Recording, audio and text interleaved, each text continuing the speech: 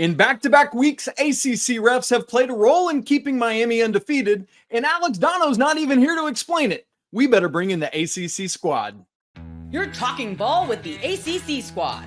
From Florida State to North Carolina, from Syracuse to Miami, and from NC State to California, it's the local experts of the Locked On Podcast Network, bringing you scoops, breakdowns, and the most comprehensive preview of the upcoming ACC weekend.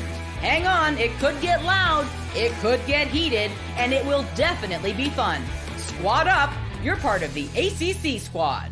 Hey there, what's up? Welcome into the ACC Squad as we get ready for week 7 of college football. Shout out to the everydayers. Thank you so much for making the ACC Squad your first listen or watch of the day. Reminder that we are free and available on YouTube and wherever you get your podcast. It's all part of the Locked On Podcast Network, your team every day.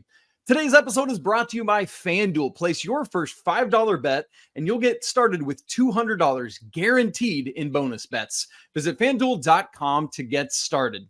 Look, I am not Alex Donno, our intrepid host. Figured that with Miami's good fortune from ACC refs the past couple weeks, he should probably go off to Vegas, invest in the stock market, and grab some Powerball tickets. So he's off doing that.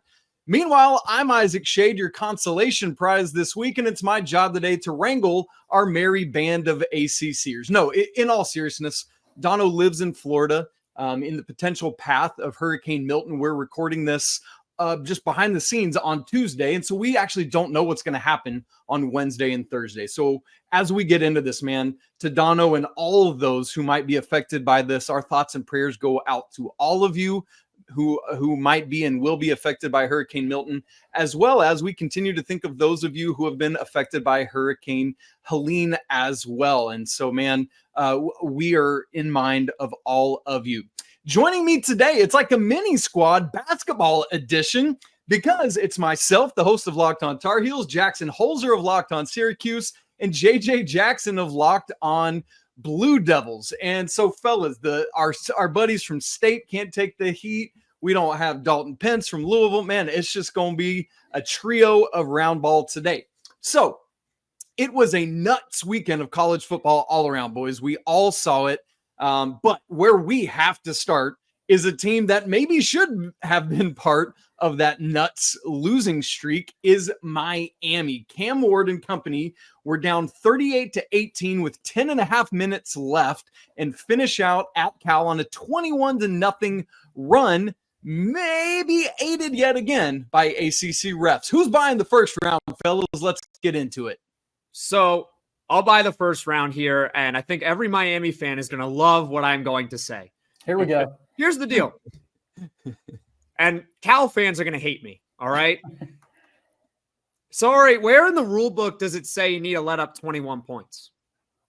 Where is it? You let up 21 points in 10 and a half minutes. I'm supposed to feel sorry about a non-targeting call? That's what that you want to get about. You want to talk about the referees when your defense surrendered 21 points in 10 and a half minutes. That's what we're going to do here.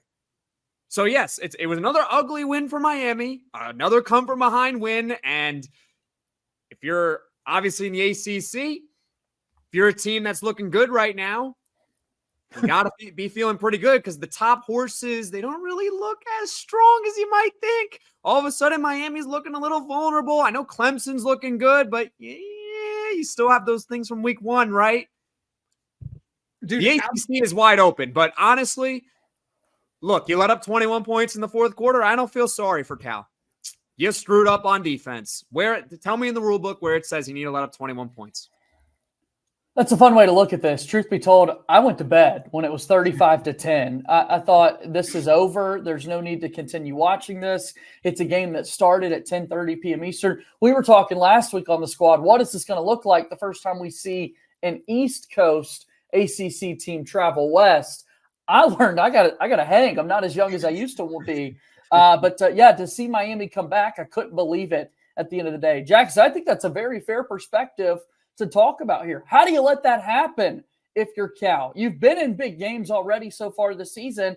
You're at home, by the way, as well. Advantage should go to you. And next thing you know, credit to Miami for being able to make this comeback despite whatever controversy might be out there in regards to the officiating. Yeah, I mean, because there was both the targeting call and the potential ineligible downfield call, and you had both of those. But you know what? If you take care of business like you've been doing the rest of the game, you're not in this scenario to start with. But for the Canes, man, they're living good, and they've got to feel good about things, because it always feels like in a special season, you have to dodge a couple of these landmines to get to the promised land to where you ultimately want to go. And so if Miami has been able to do this, and now they can get stuff figured out because they don't play this week, right? So they can go back to the drawing board a little bit and say, all right, what has happened these past couple weeks that's just caused us to win in at least slightly controversial fashion? Is that who we are? Are we vulnerable, like you said, Jackson? Because that's what they've shown these past couple weeks. Or are we the dominant team we've seen in other weeks? What do you guys think? I think with Miami, they are still one of the 2 top teams in the ACC. Like, I'm not trying to disrespect them, but there is now a feasible path to beat them. Like, the blueprint is there. Can you stop their offense? No, you can't. Like, they're going to score their points. They're going to score 30 plus. But I was talking about it on the podcast, which you guys are seeing this on Thursday, but on my channel on the Wednesday podcast, I was talking off air, and I was like, look, a team that wants to beat Miami, if you turn the ball or if you force a couple of turnovers on them and you can get to like 38 points, there is a feasible path to now beating them. It felt like through the first couple of weeks of this season, we were like, man, Miami's going to steamroll through this conference. So not so fast anymore. Are they still one of the top 2 teams in the ACC? Yes. They're a little bit more vulnerable now, though. I agree with you. JJ, let's turn our attention to your team, who was one of these other undefeated teams overall and in the conference coming into this game. Head down to Atlanta and just can't quite keep that streak going, losing 24-14 to the Yellow Jackets. Unpack for us how that went down. Yeah, first time this season, Duke picks up a loss, 5-1 now. After the first 6 games of the season, they, like Miami, go into a bye week, so they've got the opportunity to kind of look themselves in the mirror and unpack what happened. For the first time in quite some time, Duke couldn't run the football. Star Thomas has emerged as the go-to back following Jaquez Moore's injury to begin the season. Star Thomas had 3 consecutive games of 100-plus yards rushing, and he's really not able to get it going. And then defensively, when Duke needed to get off the field late on 3rd down, they weren't able to do that. So tip your cap to Georgia Tech. Saturday nights in the heart of Atlanta at Bobby Dodd Stadium, I was really impressed with the environment that they were playing in. Like, credit to Georgia Tech there. But I think those are the biggest things, that Duke, for the first time this year, wasn't able to run the ball effectively. And we're seeing that Malik Murphy, it takes a little while to kind of get going. The later in the games it goes, the better he's been playing.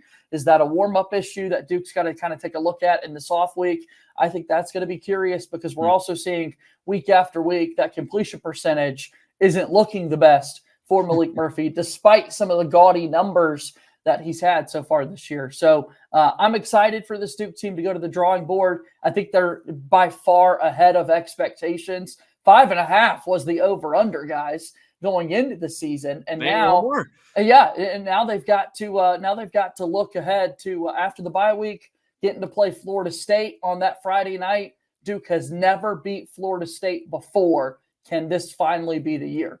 That's the big Probably question. Florida State's terrible. This is the year to beat them. But Georgia Tech is a very, very simple team. Okay, they're going to run the football. If you can't stop the run, you're not going to beat Georgia Tech. That is exactly what happened with Duke. They could not stop the Georgia Tech running game, who had, I'm looking at it right now, 245 yards rushing. There you go. Game over. Game over. When Syracuse played them, I know I'm a Syracuse channel, but I'm going to reference them because they beat Georgia Tech. They beat them because they held Georgia Tech to under 115 yards rushing. If you can stop the run against Georgia Tech, you'll beat them. If you can't, you're going to lose. And that is exactly what happened to Duke on Saturday. Indeed. Jackson, let's turn our attention to what you guys did. The Cuse being the lone team to go out of conference over the weekend, heading to UNLV, who was ranked at the time and needing some OT to take care of business, 44-41. What went down in Sin City? Well, what happened was that you saw a team dominate the game but win in overtime. And you asked, how did they win in overtime? And no, I'm not going to blame the officials. It's not the officials' fault. Again, not the officials. 2 block punts. 2 block punts. Syracuse controlled the game. If you look at the stats, just the team stats, time of possession, passing yards, rushing, whatever it is you want to look at, Syracuse probably won it. If you look at the turnover battle, both teams had 1 turnover. So how is it a game that Syracuse controlled? They only win by 3 points in overtime. Now, granted, UNLV is a good team, but you let up 2 block punts. That is what happens. So going forward for Syracuse, you got to clean up the special teams gaffes. It's as simple as that. Next week, they got North Carolina State, right? NC State on the road. They're a favorite against that team. They should beat them. But guess what? They let up 2 block punts. They'll lose.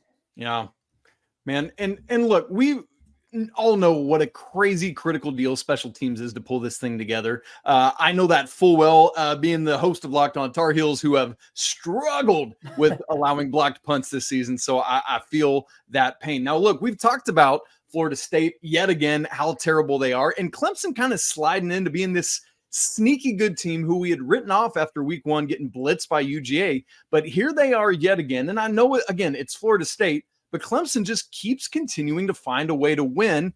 Jackson, you talked about the 2 best teams in the ACC. Is Clemson that other team that you're referencing?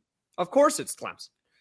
And everyone's saying that we all writ off Clemson after that first game. There was one person that did not write off Clemson, and I'm going to admit when I'm wrong, but I'm also going to tell you when I'm right.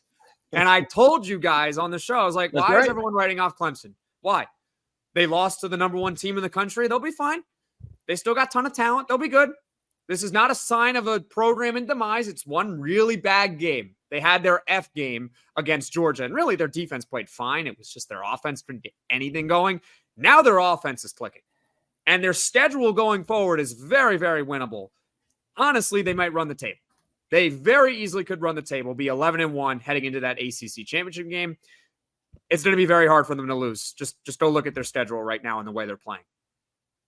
Man, okay, we're going to keep our eyes on that atop the ACC. As for some other teams, we've already talked one of the North Carolina teams, but NC State and the Tar Heels, boy, they continue to struggle. We talked about that Louisville and SMU game last week, and Louisville just couldn't figure it out against the new ACC friends from Dallas. We're going to look at that, start getting ready for week 7, where 6 ACC teams are off. All of that coming up as we carry on with the ACC squad. Stay right here locked in. First, let me tell you, though, about our friends at Game Time. Look, going to live events is the absolute best, whether it's music or theater or comedy. And you all know it, man, we are well into the college football season now. And man, the new memories that we're all making just are phenomenal. Well, great news. When you're getting tickets for this season, Game Time has a new feature called Game Time Picks that makes getting tickets for your favorite live events even easier. What Picks does is filters out all the fluff to show you the most incredible deals on great seats so that you don't have to waste time wading through all the muck and bad seats to get you the very best. So whether it's Game Time ticket coverage, the lowest price guarantee, or the panoramic views from your seat in the app, Game Time has got you covered. Hey, how about this? You want to go check out our Saturday night ACC game this week? It's over in Raleigh, North Carolina. Syracuse and Jackson Holzer heading to NC State. Cheapest ticket I could find was $35 in section 13 row FF. But man, if Jackson wants to get down there, maybe needs some seats behind the Syracuse bench, just $52 in section 2 row O. So take the guesswork out of buying tickets with Game Time. Download the app, create an account, and use code LOCKEDONCollege for $20 off your first purchase. Again, create an account and redeem code LOCKEDONCollege for $20 off. Terms apply. Download the Game Time app today. What time is it? It's game time.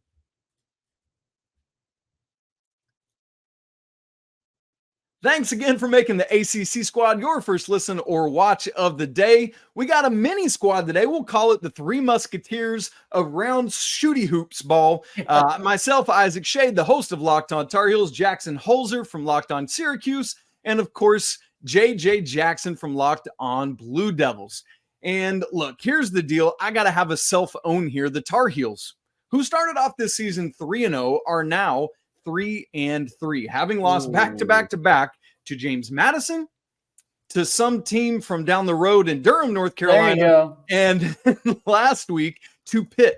And we got to be honest, we'll get to this in a second, but this Pitt offense is something unlike I've ever seen from a Pat Narduzzi coached team, but NC State as well, struggling to win football games, losing to Wake Forest 34-0. There has been a suggestion that perhaps the Wolfpack and Tar Heels should cancel the rest of their season until the season finale when they play each other for just to see who can salvage some sort of okayness out of this season. Fellas, what's going on with the Tar Heels and Wolfpack right now? A whole lot of everything. I mean, I think you start at the quarterback spot for both of these schools. It's been a roller coaster for UNC, a carousel, if you will, with the number of different guys who have been under center. And then you look at NC State and Grayson McCall's back for the Wake Forest game, and then he's knocked out of the game due to injury. And that was just a tough play to watch. But anytime you've got inconsistency at that quarterback spot, that's a simple answer, but that's really where I go first. And then for both of these teams, NC State in particular, you're giving up 34 points to Wake Forest. I mean, at some point, the defense has to step up a little bit and make some of those plays. I think when you look at both of these teams right now, actually, I don't want to say that about NC State because Syracuse is playing them this week. But for North Carolina, I was going to say I would look towards basketball season at this rate. But regarding NC State now, I do want to say something about that Grayson McCall play because I brought this up into the chat after watching the replay of it. I didn't watch it live in that moment, but I saw the replay and it was a very brutal hit, vicious. And I'm glad he's okay. Yeah. I'm so glad that like he's okay. Like everything was precautionary. He's good. You got to slide. You got to slide, man. They have to get it in the head of all these quarterbacks that you got to slide or if you're near the sideline, get out of bounds. I think maybe they're watching too much Josh Allen. Or maybe other quarterbacks that like that physical contact, like a Cam Newton. If you watch his film, he like never slid. He just always barreled over into people. Well, it's because he's 8'9", 320. You know? Even a guy like Cam Newton, 8'9", 320, was knocked out of the lead pretty quickly, quicker than a lot of people expected because you take a lot of hits, you're going to get injured a lot. That's how it works. And especially for any quarterback out there, the lesson is like, look, man, you got to slide and fight another day. Like it's a brutal hit. It's unfortunate. I feel for him. I'm glad he's okay. He hasn't been ruled out for the season, which is great. That's great news. Terrific. He's a 6th-year senior. He's not going to play any. This is it for him. But you got to slide. You have to slide. I've been trying to think what Kent was going to say today, and I'm so sad he's not here because we need some crazy cultural reference. I was looking forward to previewing Syracuse and NC State with them on the squad, and then here they are just not showing up. They're dodging the smoke, Jackson. Yeah. Kent overtaking things and making all the bombastic statements. I guarantee you, cultural reference. If NC State was like 5-1 right now or whatever, and Syracuse was 1-5, we'd be having a different conversation right now. They'd be here right now all over me. Cuse by 100. I'm there. On the other side of this North Carolina-Pittsburgh game, I'm not joking, y'all. This Pittsburgh offense is for real. Eli Holstein is doing absolute work. They've turned over the keys, and he's just filling it up. And little tiny Desmond Reed, he's a fine running back on the ground, but this dude is a real threat through the air. We've been seeing it multiple weeks now, and here we go. Pittsburgh remains undefeated 5-0. They've only played one ACC game, but still, do they have something cooking up in Pittsburgh? That's what we're going to have to continue to find out as we move ahead to week 7. And let's go ahead and do that now, guys. Moving to week 7, where we have wildly 6 ACC teams with no game. Miami, SMU, Duke, Boston College, Virginia Tech, and FSU all off this week. We have 5 ACC teams still undefeated in conference. Clemson, the only 3-0 team. Miami, SMU, and Virginia all 2-0. Pittsburgh 1-0, as I just said. And there are 3 teams that are winless in the ACC. Cal, who could have been with the win, which would leave only North Carolina. It's the refs' fault. It should be 1-0 in the ACC, but really it was the refs. So you want to call it 1-1. Oh, man, Jack Nicklaus is so sad about his Golden Bears. And the other 2 winless teams, of course, the North Carolina Tar Heels and the NC State Wolfpack. What on earth is happening? By the way, Peyton Wilson looks like a dude for the Steelers right now. So fellas, as we look ahead to this week, we do have some very interesting games, right?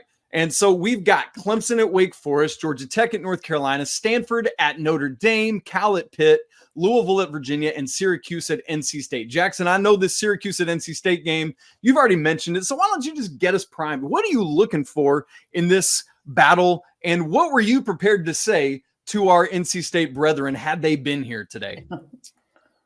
This I should don't be want good. to say it. I'm not jinxing it, so I'm not going to say it. I'll keep that thought in my head right now because heaven forbid that would get clipped and on the internet for everyone to see if I actually said that out loud. I'll keep it to myself. All right. But for Syracuse in this game, they are a team that throws the ball more than any team in the country. 48 pass attempts per game. Can they blame them with Kyle McCord and slinging it all over the field and all those weapons? No. But you're going up against NC State, who's actually pretty good at stopping the pass. 6th in the ACC, upper half in the country in pass yards per attempt. Pretty good against the pass.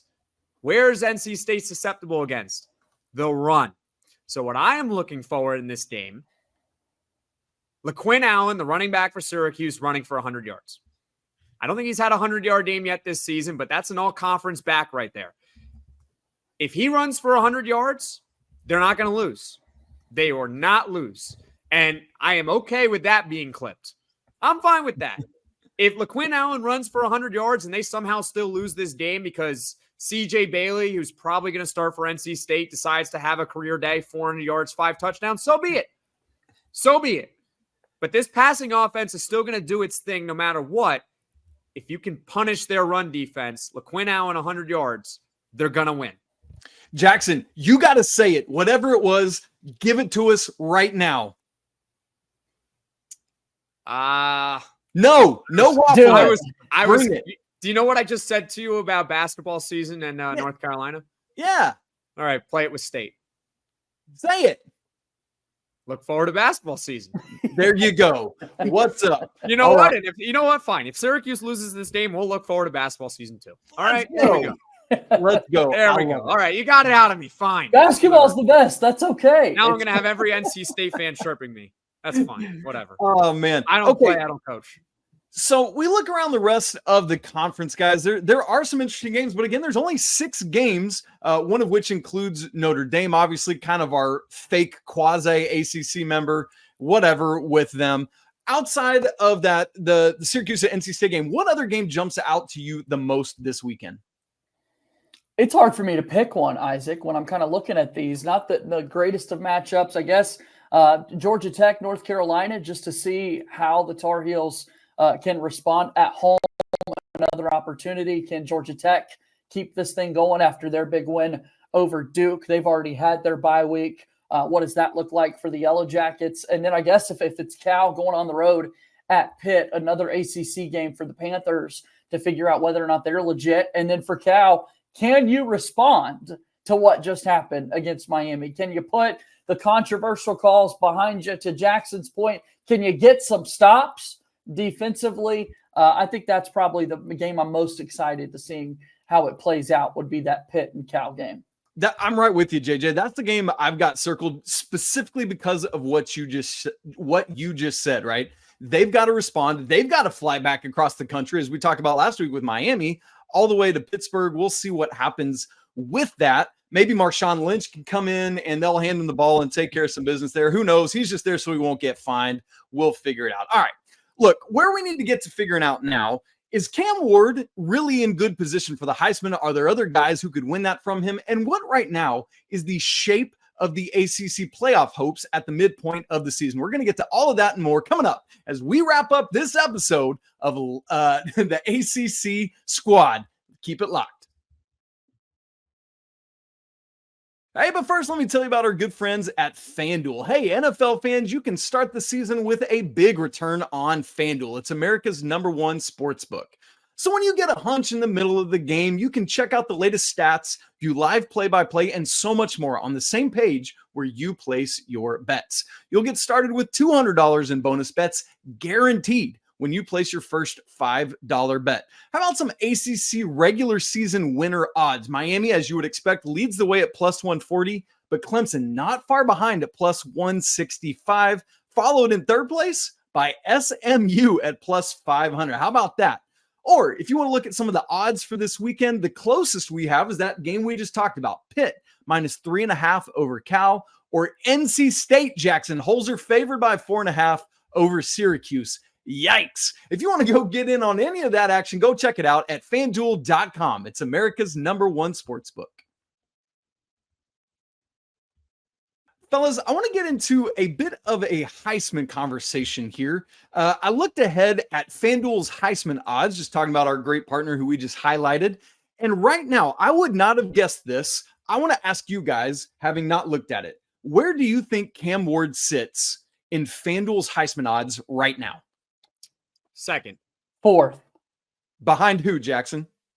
The kid from Boise State, the running back, Gene. What about you, JJ? Who would you have him behind?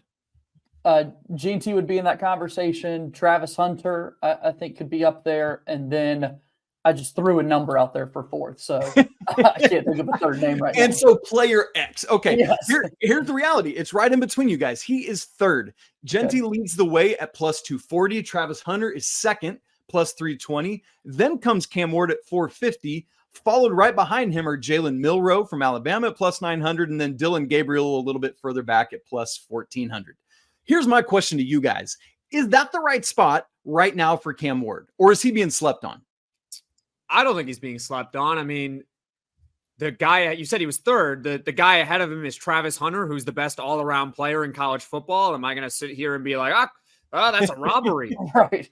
That's a robbery. Oh, man, Cam Ward, I mean, he's so great that, he has to be above the best player in college football. Honestly, I probably would have said third if I didn't remember. If I forgot him off the top of my head, honestly. I probably would have said third. But, yeah, that's about right. Gene T is going to shatter like every FBS record there is. Like, I think he's got the Heisman on lock right now until further notice. And then Travis Hunter's the best all-around player in college football. That leaves Cam Ward at third. Is there any argument for Miami is the best team of those three, and so Cam Ward should be more highly valued? Like, where are you guys at on to the best teams go the awards and rewards? What are your thoughts about that? Who was the best team last year? Who was Georgia? it? Georgia, Michigan, right? Those were the best teams. Alabama, right? They were pretty good. Washington. Who won the Heisman? Jaden Daniels at LSU. There you go. Yeah, you go. I had to jog my memory because I was looking for, to your point, Isaac, typically I'm like, well, yeah, the best team, that's typically where the awards are going to kind of follow. But to Jackson's point, just this past year debunks all of that. And so, yeah. Why didn't Michael Penix win it? I mean, Michael Penix was flinging it around. Washington was undefeated. Exactly. He could have won it. So but the point that I'm making is that it's an individual award, right? If Boise State is 0-12, you might have a point. But to me, it's not like, Miami's undefeated. They won the ACC. They're in the playoff. But, this Gene T guy, I know he shattered every record known to man for any running back. But, oh, my God, his team went 9-3. Yeah. Right. Yeah. To me, it's an individual award. It's not the best player on the best team. It's the best player. All right. Fair. Fine. I can live with that. Okay, let's look at the ACC playoff hopes. Right now, there are 4 ACC teams ranked. SMU sneaking in at 25, Pitt at 22, Clemson and Miami both top 10 with the Tigers at 10th, Miami at 6. Guys, I mean, look, it feels like Miami and Clemson are the only ACC playoff hopes right now. Let's get back to them in a second. Is there anyone else that can sneak in? If Pitt keeps rolling, can they get up that high? What are your thoughts? I think that'd be the only hope for that to be the case. I'm trying to hype somebody else up and give them the opportunity to be a part of the conversation, but I don't see it right now. Maybe in a few more weeks, if Pitt can keep winning football games, if SMU can go on a big run and keep this thing going, maybe. But I think I just think it's the two of the teams there, Clemson and Miami. What about Florida State? Florida State is 5-0, right? They're undefeated, right. Second in the nation. Oh, no, wait, they suck. Well, I'm looking at the standings right now. I was trying to find them. I can't.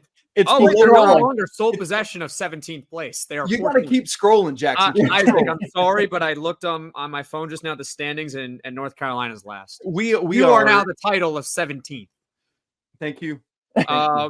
Somebody's got to be there, Isaac. Somebody's got to be there for us. Yeah. I think it's, okay, but very seriously, Jackson, what's your take on this? Yeah. Miami, Clemson, what?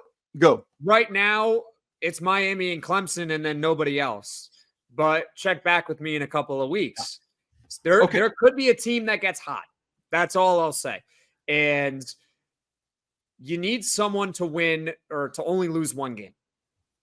That's how it works. Or someone else to go undefeated besides Miami and Clemson. I know Syracuse fans that are watching this are going to want me to raise my hand and say Syracuse has a chance. Well, maybe they do have a chance. You know, you beat NC State, right? So hopefully you beat NC State. You're 5-1. Then you got Pitt. Maybe that is the game where we find out if there is another team that maybe could creep into the conversation. But in all likelihood, the ACC's hope for representation in the playoff lies with two teams. It's Clemson and Miami, and you got to check back with me in a few weeks on other teams. And here's part of the hope. These two teams do not play each other, so they could both continue to roll. Let me give you their remaining schedules. And boys, I want us all three to pick. If only one of these two makes the playoff, who will it be? For Clemson, remaining at Wake Forest, hosting Virginia, hosting Louisville, at Virginia Tech, at Pitt, at home against Citadel, at home against South Carolina. So they still have two more non-con games to play, do the Tigers. As for Miami, at Louisville versus Florida State versus Duke. There you go, JJ. At Georgia Tech, hosting Wake, and then closing out the season, the regular season, Jackson Holzer up in Syracuse, New York. I got to be honest, neither of those schedules feel like a gauntlet to me, and it feels like they probably should both go undefeated the rest of the way. All due respect and apologies to you, my friend Jackson. What's going to happen? Give me one. If just one makes it, who's it going to be? It's going to be the winner of the ACC championship game. Let me tell you, that's what it's really going to be. Yeah.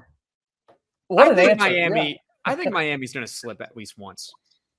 I think Miami has the best shot to slip at least one time. Again, with Clemson, tell me where their loss is. Yeah. Tell me. Yeah. Their toughest game is at Pitt. But honestly, I think Clemson's going to be favored in that game.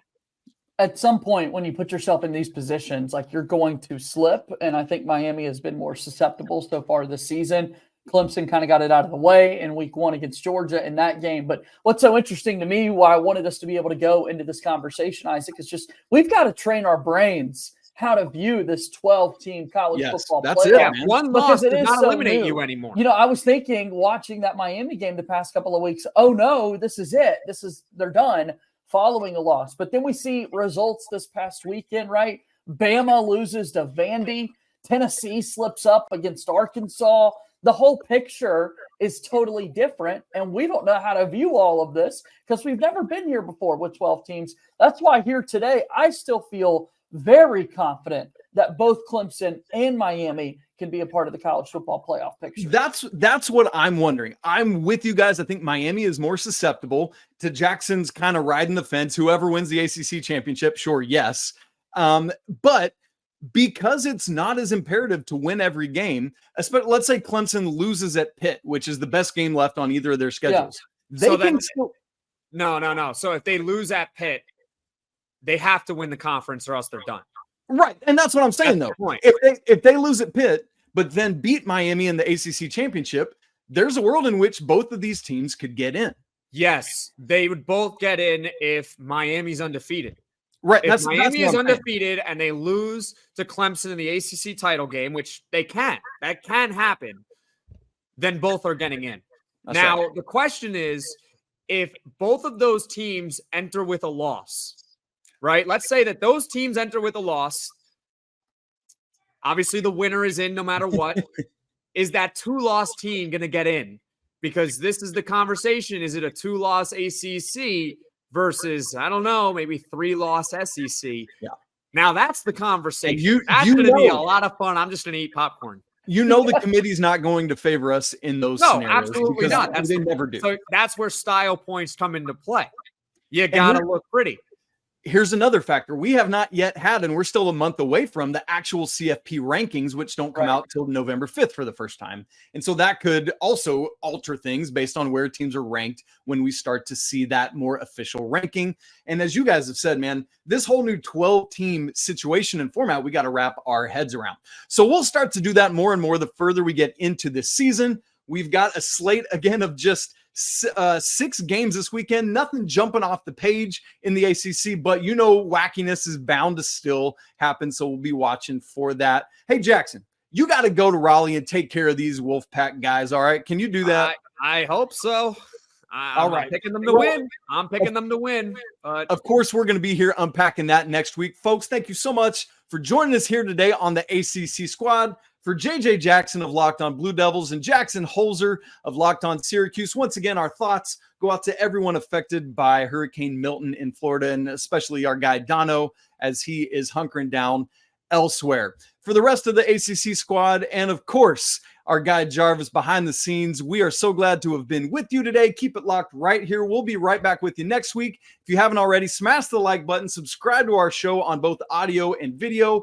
All of these shows, and of course, Locked On ACC, hosted by Donno and our guy Kenton Gibbs.